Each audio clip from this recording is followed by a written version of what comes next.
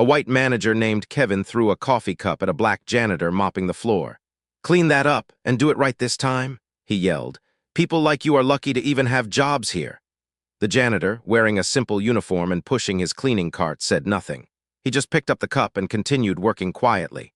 What Kevin didn't know: the man he just humiliated was Samuel Washington, a self-made millionaire who owned the entire 40-story building.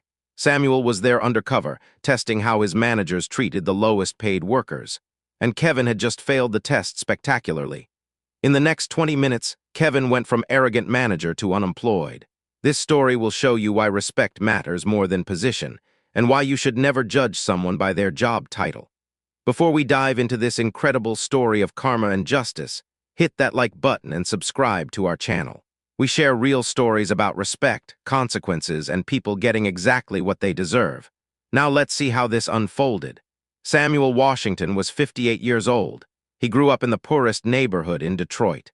His father left when he was young. His mother worked 3 jobs, including as a janitor, to keep food on the table. Samuel remembered watching his mother come home exhausted every night, her hands rough from cleaning chemicals, her knees aching from scrubbing floors. He remembered how people looked down on her, how they treated her as invisible.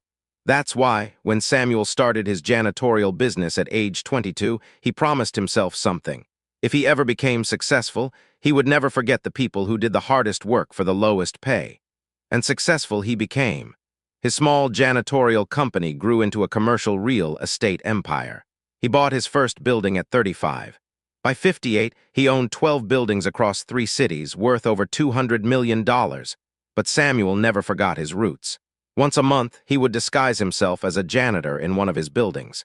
He wanted to see how his managers treated the cleaning staff.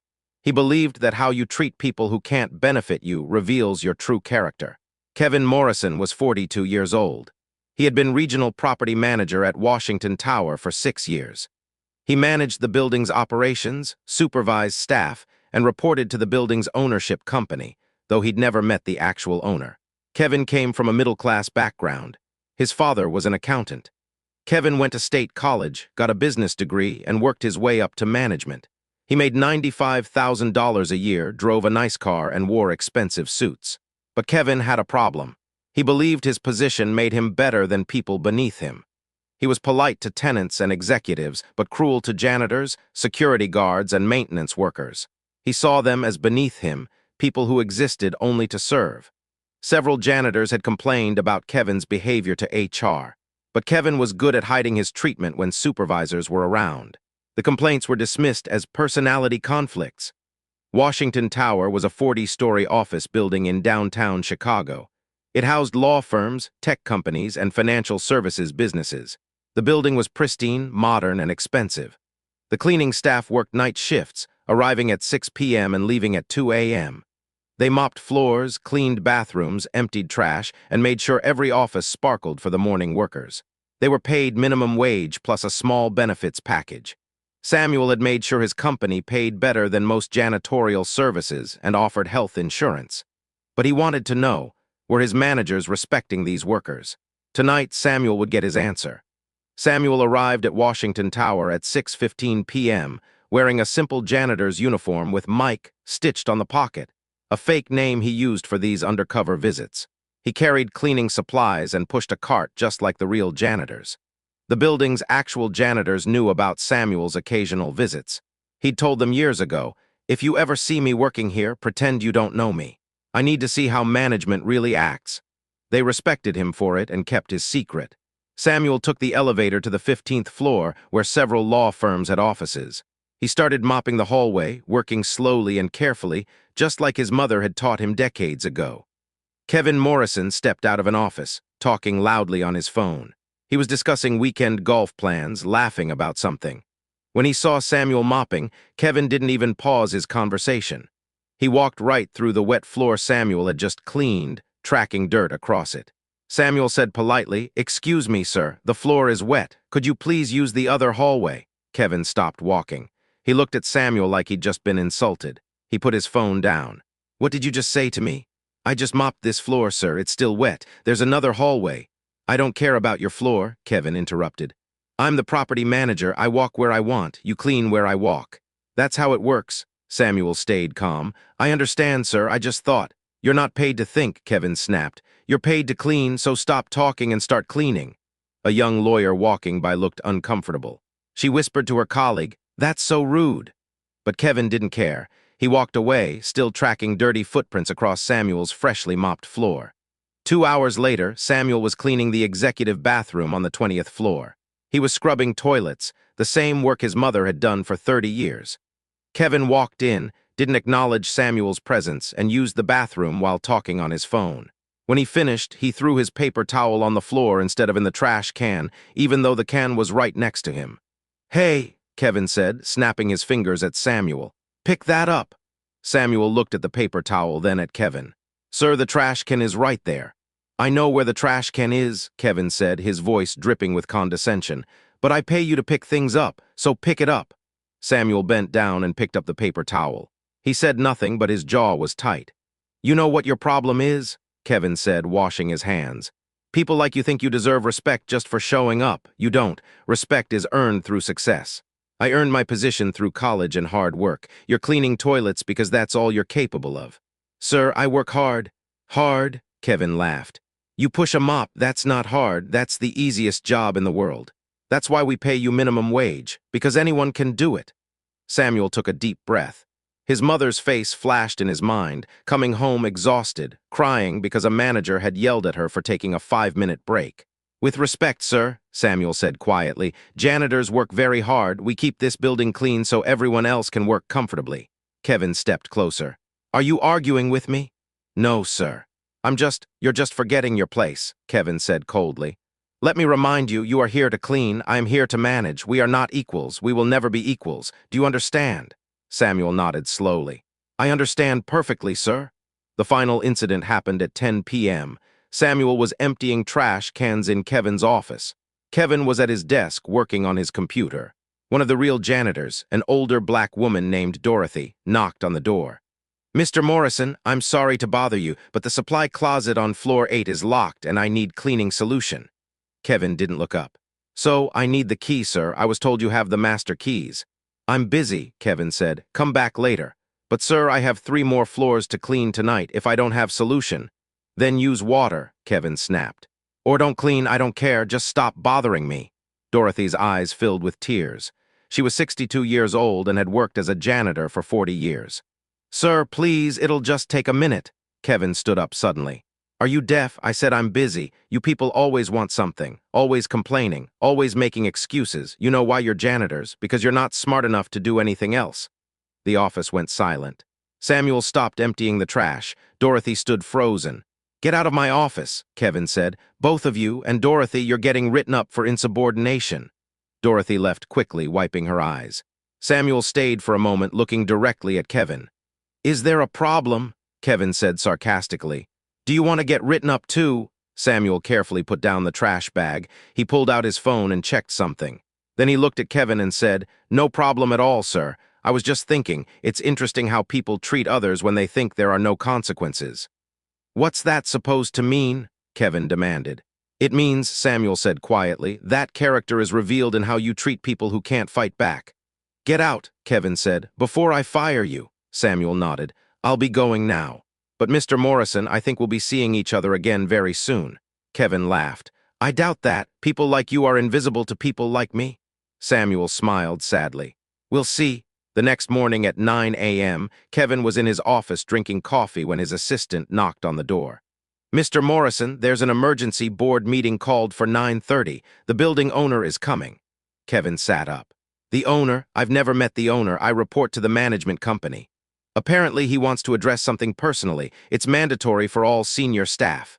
Kevin felt a twinge of nervousness but pushed it away. He'd done nothing wrong.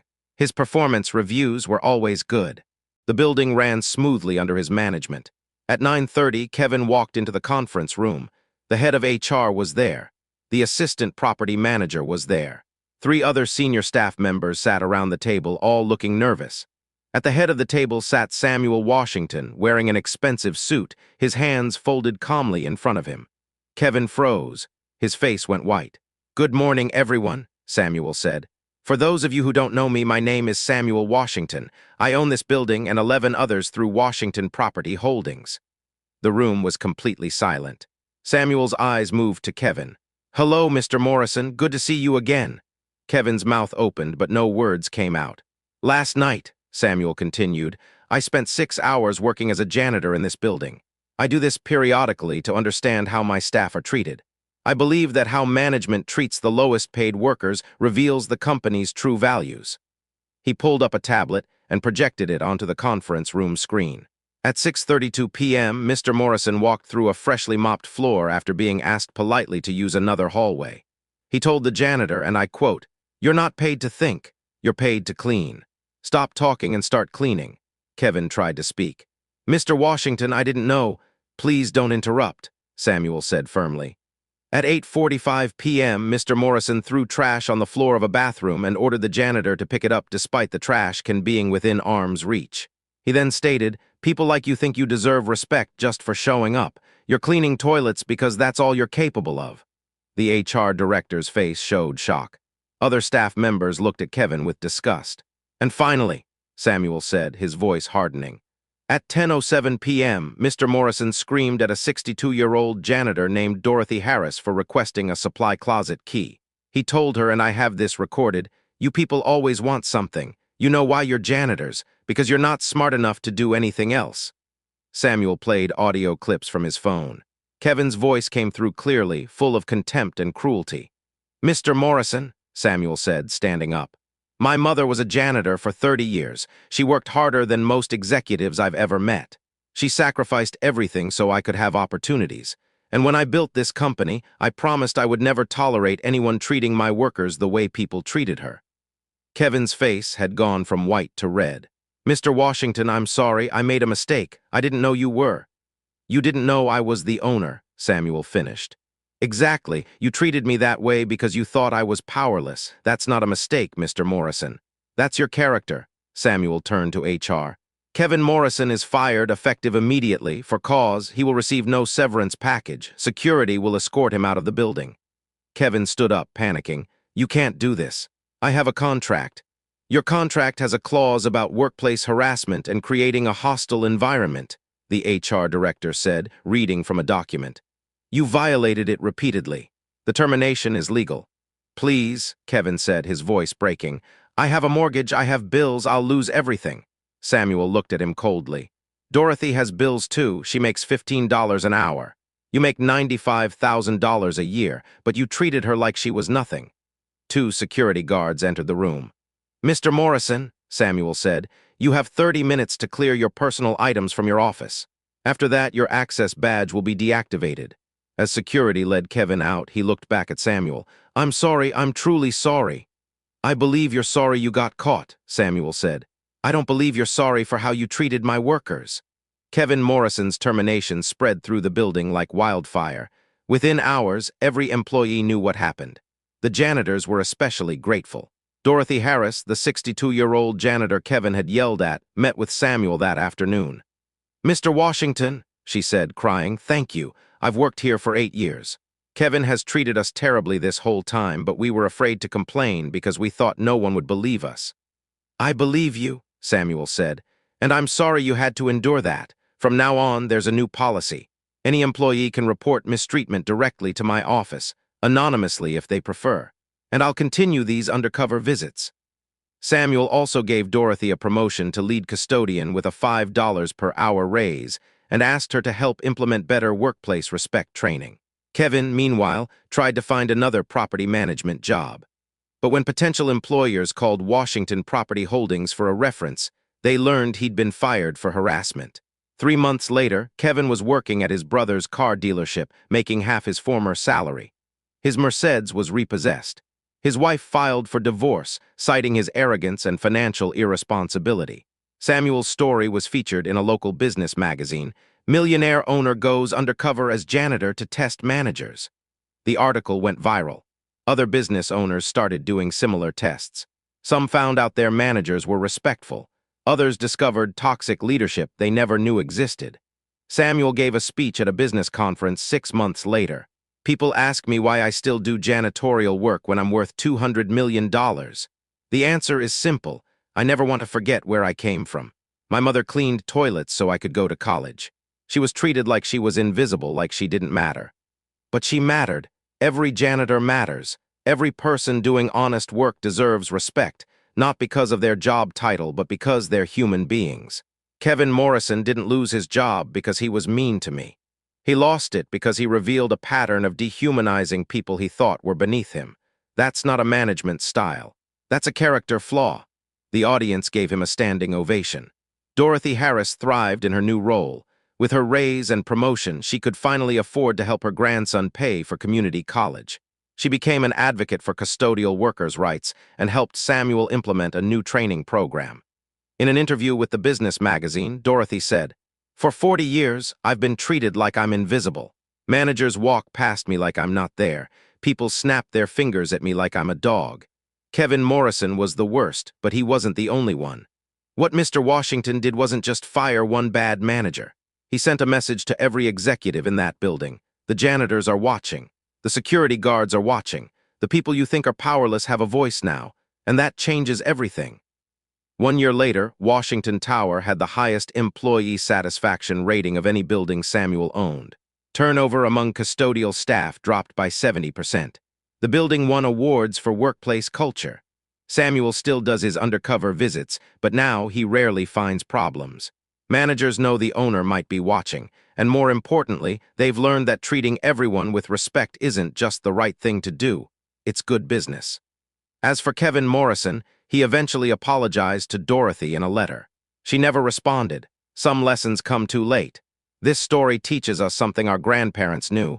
Character is revealed in how you treat people who can do nothing for you. Kevin Morrison treated Samuel terribly because he thought Samuel was just a janitor, someone with no power, no voice, and no way to fight back.